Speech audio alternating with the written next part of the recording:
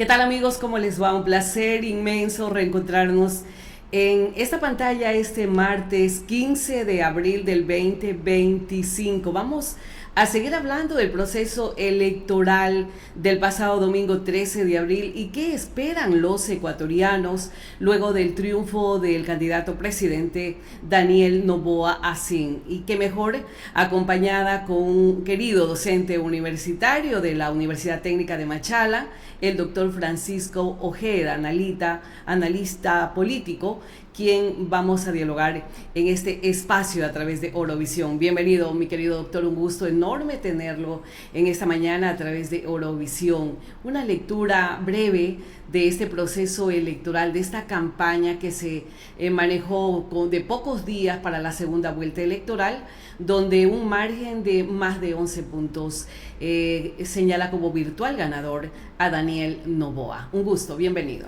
Muchas gracias, Janet. Buenos días a su teleaudiencia. Muchas gracias por la invitación.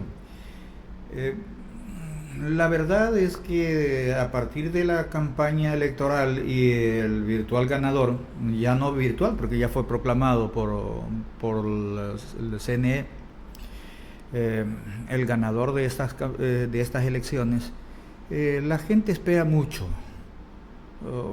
Desgraciadamente, estas campañas se vieron revestidas de una serie de incongruencias políticas, por decirlo menos. Ya. Se la llevó a esta campaña a un plano de proclamar el odio. O eres correísta o no eres correísta, que hay que votar, así sea por un melloco, dijo una de las candidatas, con tal de no votar por Correa. O sea, se ve la carga emocional del odio que está tipificado como delito en la Constitución de la República del Ecuador y en el COID. Entonces, fomentar el odio significaría hacer apología de un delito. Bueno, esta campaña, con todas las cargas emocionales que ya en lo posterior de este programa seguramente lo iremos enfocando, ahora la gente espera soluciones a los problemas. ¿Cuáles son los principales problemas? El principal problema es la inseguridad, con una delincuencia doméstica y una delincuencia organizada que tienen que ser atendidas con diferentes enfoques criminológicos. Un trabajo que se ha hecho tan popular, el famoso emprendimiento, ¿no es cierto? Que no es sino otra cosa que un trabajo precario. La gente lo que quiere es un trabajo digno, que le dé seguridad, que le dé estabilidad, para poder desarrollar a la familia.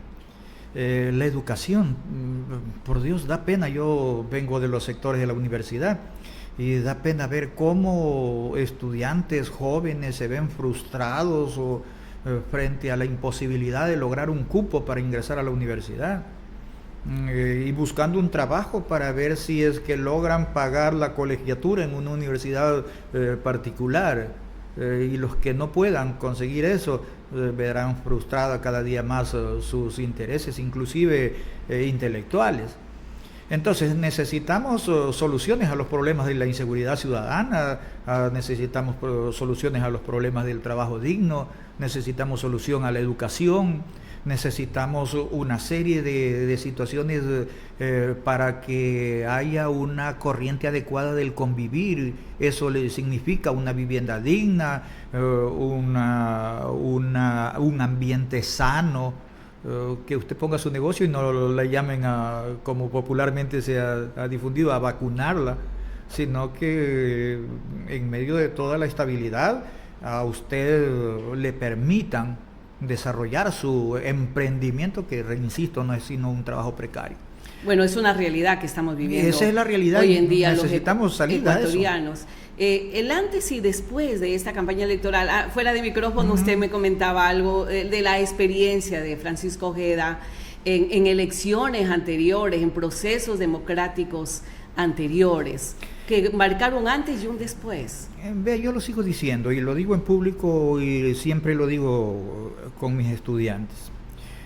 Esta ha sido una de las peores campañas que he visto en mi vida.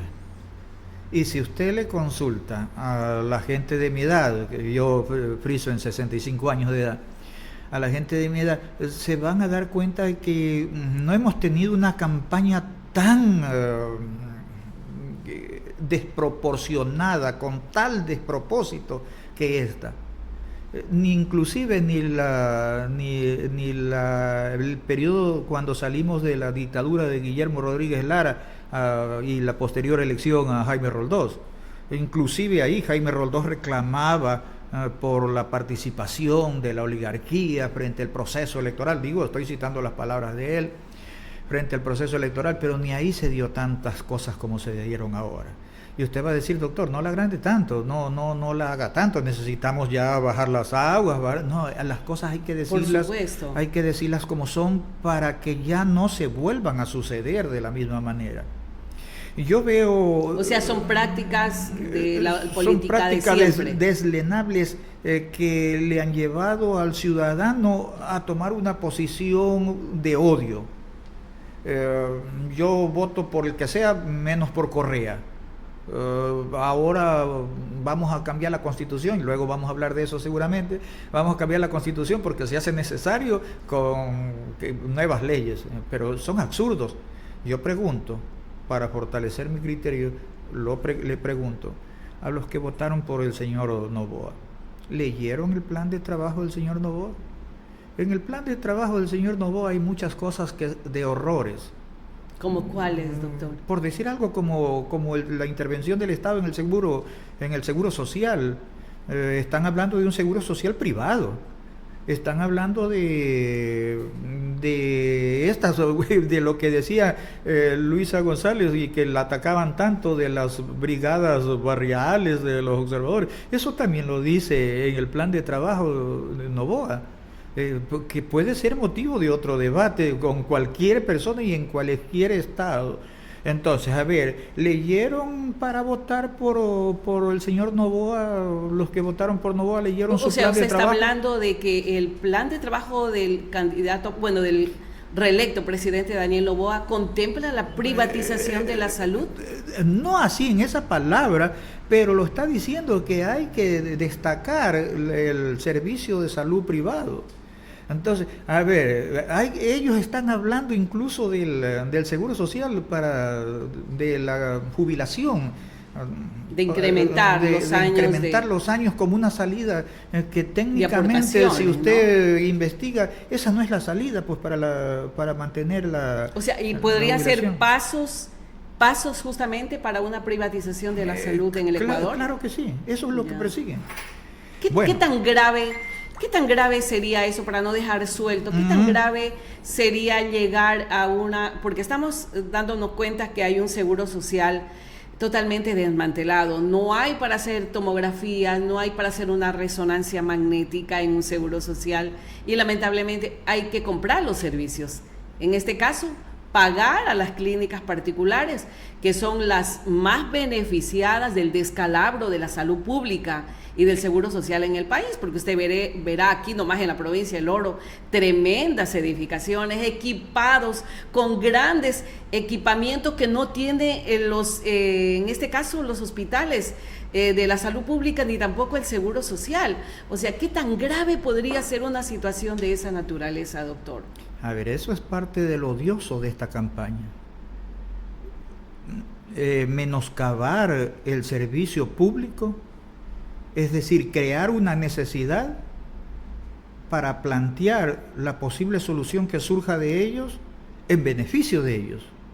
O sea, le desmantelo el servicio de salud y todo el mundo rechaza y reclama que no sirve lo público. Que no sirve, crea la necesidad, y con eso entonces también le plantea la solución. ¿La solución cuál es?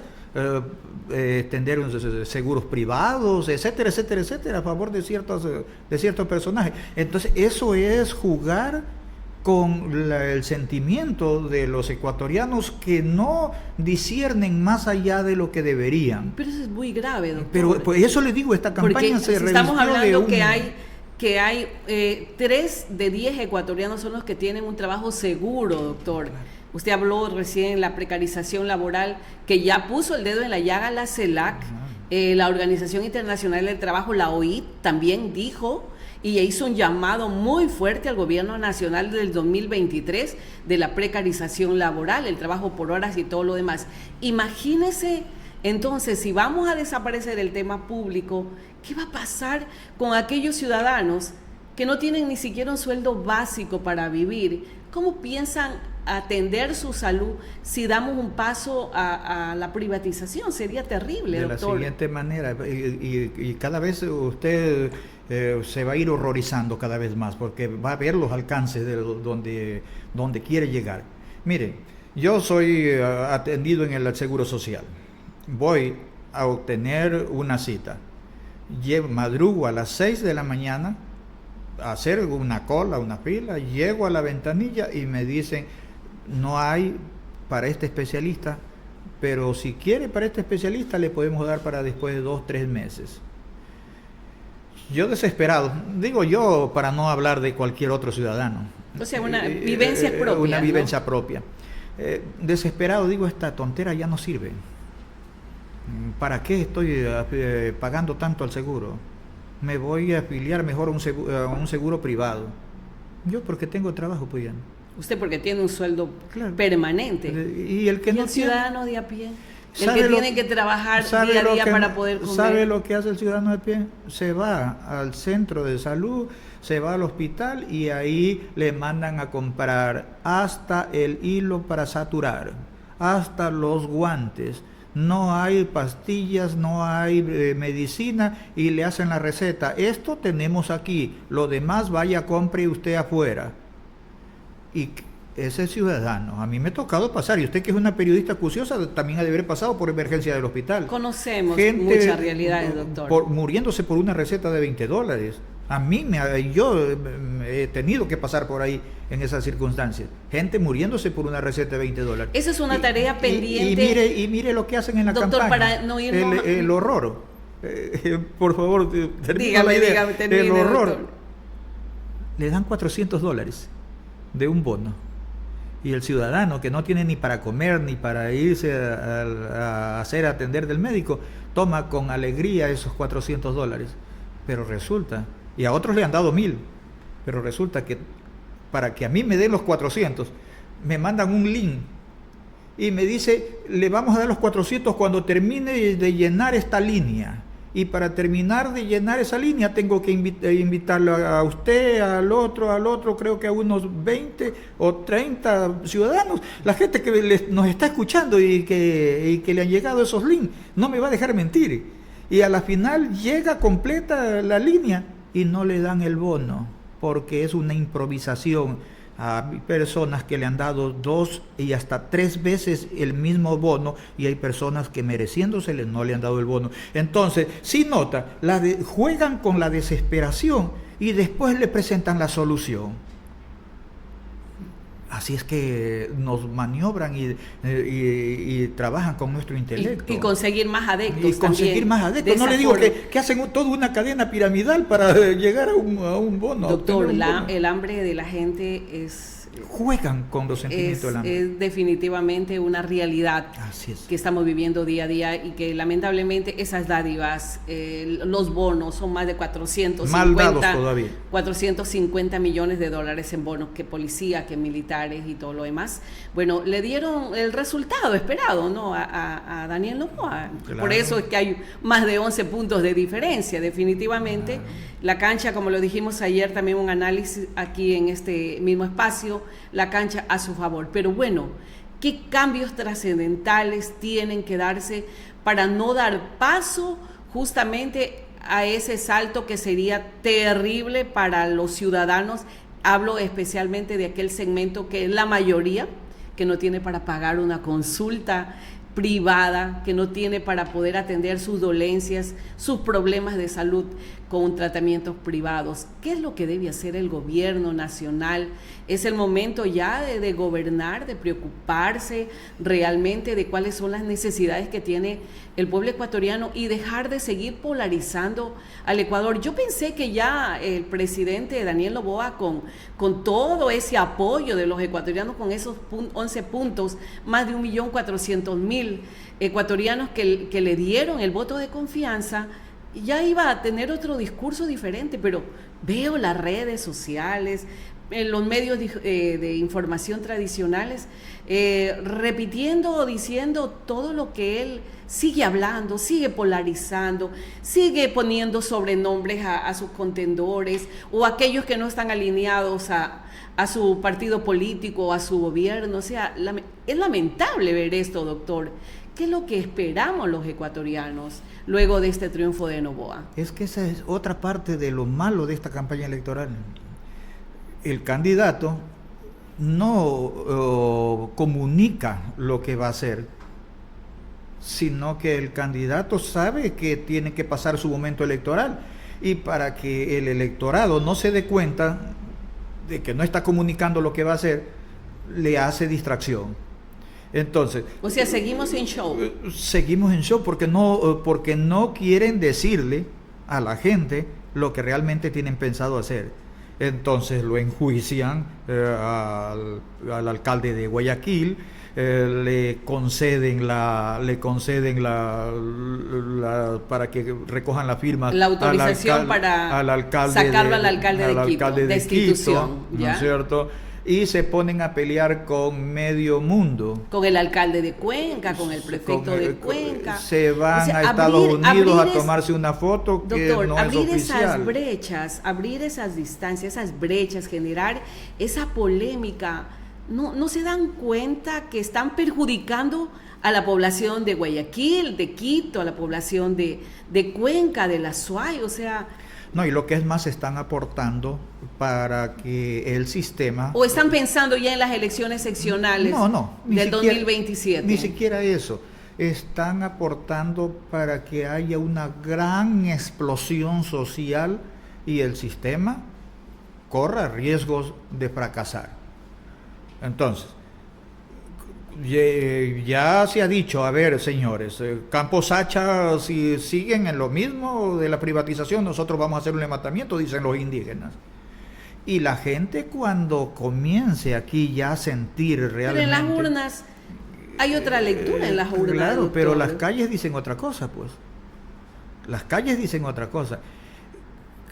Dios mío, no lo quiero decir, y vine prometiéndolo de mi casa no decírselo, porque esto puede ser que me digan algunos que soy ave de mal agüero, pero se nos vienen grandes nubarrones en contra del Ecuador. Mire lo que está pasando con los aranceles en Estados Unidos. ¿Quién exporta a Estados Unidos? Nosotros. El bananero, el productor que exporta a Estados Unidos. Nuestro principal socio comercial, ¿no es cierto? El que exporta a Estados Unidos, ¿qué va a hacer? No va a perder. ¿Qué va a hacer? Va a querer subir el precio, pero al subir el precio se va a dar cuenta que no puede competir. Y entonces, ¿qué tendrá que hacer? Abaratar costos de producción. Y adivinen por dónde van a empezar. Por los salarios, por el trabajador, que es la parte más débil. Y ahí van a comenzar entonces el trabajo precario, los despidos, etcétera, etcétera. Se nos vienen grandes nubarrones aquí. Pero eso no es todo. Está jugándose en este momento una guerra comercial entre China y Estados Unidos, donde se discute nada más ni nada menos que la moneda patrón.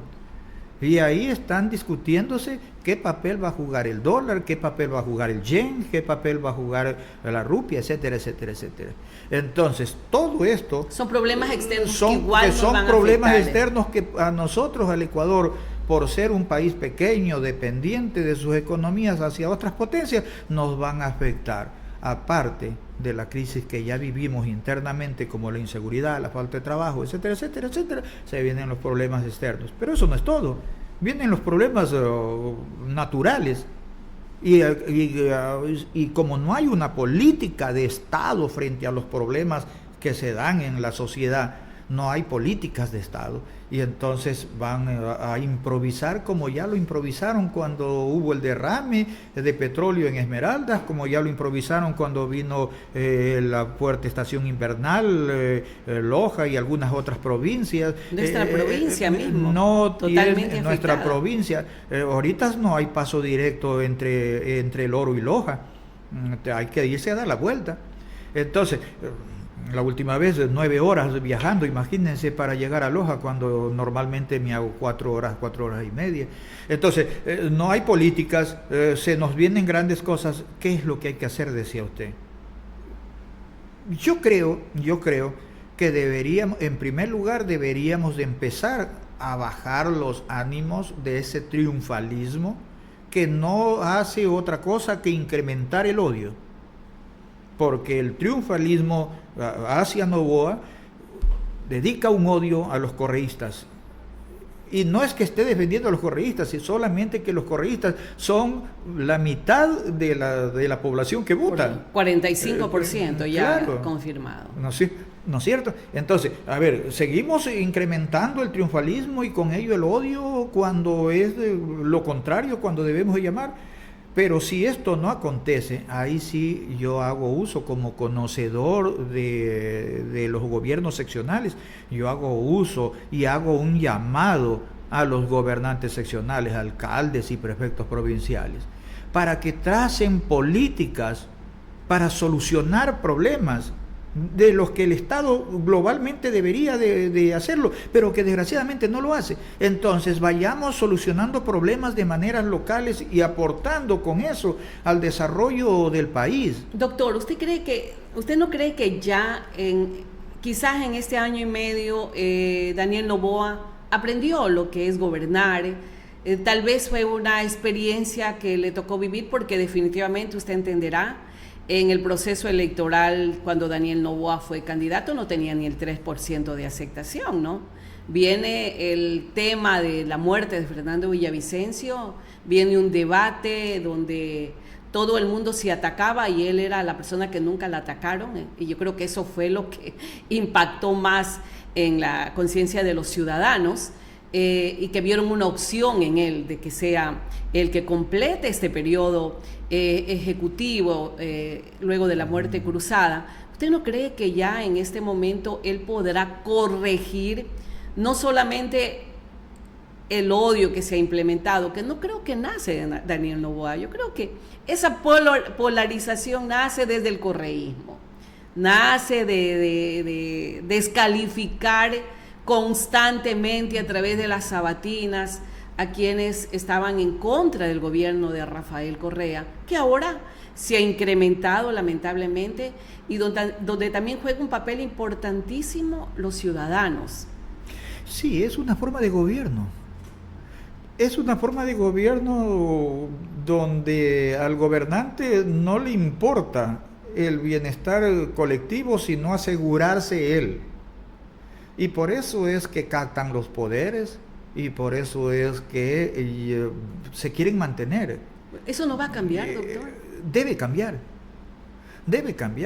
Pero eso se ve acompañado, y en estas elecciones se vio acompañado de cosas terribles, como los medios de comunicación hegemónicos, los grandes medios de comunicación, que yo entiendo que hay que aprovechar las elecciones y captar las pautas, pero captar las pautas no significa ser servil al que me paga la pauta, sino difundir lo que en sus estrategias comunicacionales me piden que transmita.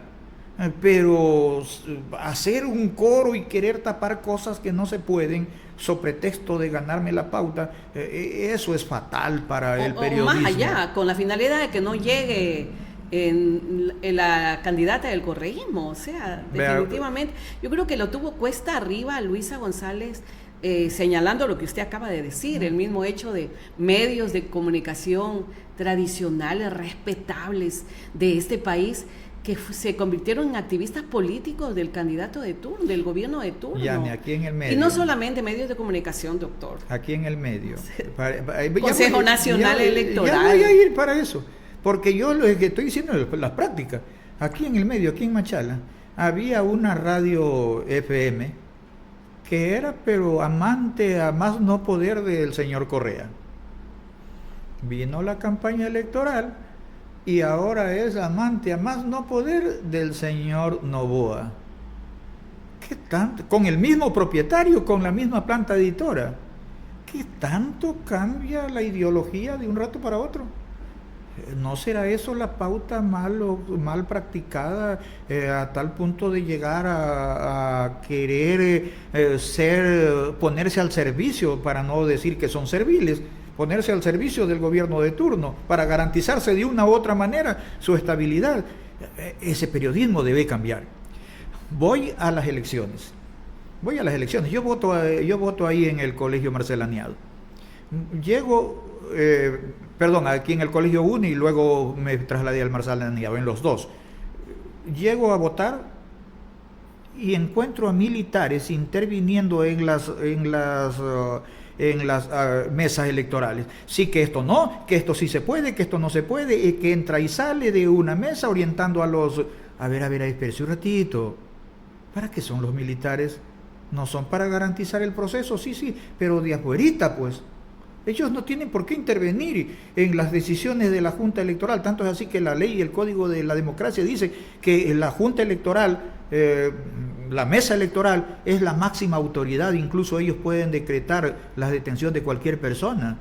No los militares, pero no solamente yo, todos los ciudadanos que fueron a votar se dieron cuenta que los militares andaban, que salían y entraban, que armaban incidentes inclusive en las mesas electorales. Terrible, ¿no? Pero imagínense, o sea, también las Fuerzas Armadas llegando a un punto de que con su presencia lograr intimidar de una u otra manera para inclinar la balanza. No lo digo yo, hagan memoria ustedes, ciudadanos que nos están viendo, cuando entraron a votar, si es que no observaron esas cosas ahí. Aparentemente imperceptibles, no dañinas. Sí, pero si a mí me asustan, a un ciudadano de a pie, a un ciudadano común y corriente, ¿cómo no lo asustarán? Pero eso no es todo, pues Yania. Va más allá la cosa, va mucho más allá la cosa. Hacen uso de la famosa política del odio, diciendo que si no ganan ellos, va a ganar el otro y que la democracia no va a desaparecer en el Ecuador. ¿Qué? ¿Vivimos una democracia en el Ecuador? Discúlpeme, haciendo uso del famoso contrato social de Montesquieu, hagamos uso, la balanza de poderes, ¿no es cierto?, donde los poderes deben de controlarse entre sí para mantener un estado de armonía en todo. Entonces, hagamos memoria de cuál ha sido el papel de la función electoral. ¿Cuál ha sido el papel de la función electoral? Y por Dios, yo no tengo el menor empacho de decir que un consejo electoral puesto al servicio del gobernante, tomando decisiones unas veces como el asunto del voto, de la foto del voto, y omitiendo decisiones otras veces para no perjudicar al candidato. ¿Cuáles omisiones? El no pedir licencia para hacer la campaña electoral. Todos, no solamente el presidente ni los alcaldes, todos los empleados públicos deben de pedir licencia para participar en elecciones, unos y otros renunciar cuando es a otra dignidad. La resolución esta de la Corte Constitucional, donde habla de que como no era una reelección, supuestamente no era necesario pedir la licencia. Bueno, al margen de eso, pero doctor, es ético, es moral. Pero es que citan cosas que en el código orgánico de la democracia dice que deben pues pedir, todos los funcionarios públicos deben de pedir licencia. Pero eso no es todo. Lo que más causa horror y la prepotencia, porque ahí es donde quiero llegar, es traer para el cierre de campaña a artistas internacionales cuando el Código de la Democracia le dice, señor, en la campaña electoral no pueden traer artistas internacionales. ¿Dónde está la SAICE? ¿Dónde están la Asociación de Artistas Profesionales? ¿Dónde están? ¿Qué me importa lo que digan ellos con tal de yo hacer mi campaña electoral. Y ese qué me importa pedir licencia a la Asamblea Nacional, qué me importa que me dé el permiso o no el Consejo Nacional Electoral de parte del reelecto candidato Daniel Noboa. ¿Vamos a tener más de lo mismo en estos 4 años? Pero claro, pues por eso es que quería llegar ahí y le hice este encuadre. Desgraciadamente soy profesor y hago antecedentes yo. Por eso es que le hice estos antecedentes, porque usted me preguntaba, ¿qué esperamos? ¿Esperamos que ya bajen las aguas? No van a bajar. Están envalentonados, son prepotentes y se hace necesario en ellos también que se bajen del carro del triunfalismo y sienten los pies sobre la tierra para lograr ser demócratas. Pero tenemos un papel importante en este caso los ciudadanos. Claro que sí. ¿Qué participación ciudadana debe existir al inicio de este nuevo gobierno? A mí me parece que los ciudadanos deberíamos de hacer opinión. Debería la universidad, que pomposamente le llaman la academia, debería la academia someter debates. Las organizaciones gremiales, sociales y populares a someter a debate, pero no para criticar así como yo estoy haciéndolo hasta ahora, sino para presentar propuestas. Y en esa virtud entonces, frente a las propuestas que presentemos y a los debates y a los análisis y a las discusiones que hagamos, decirle al gobierno, señores, estamos pendientes de lo que están haciendo. Si no saben qué hacer, ahí están las salidas. Y yo les decía que es hora de que los gobiernos seccionales comiencen ya a elaborar políticas públicas.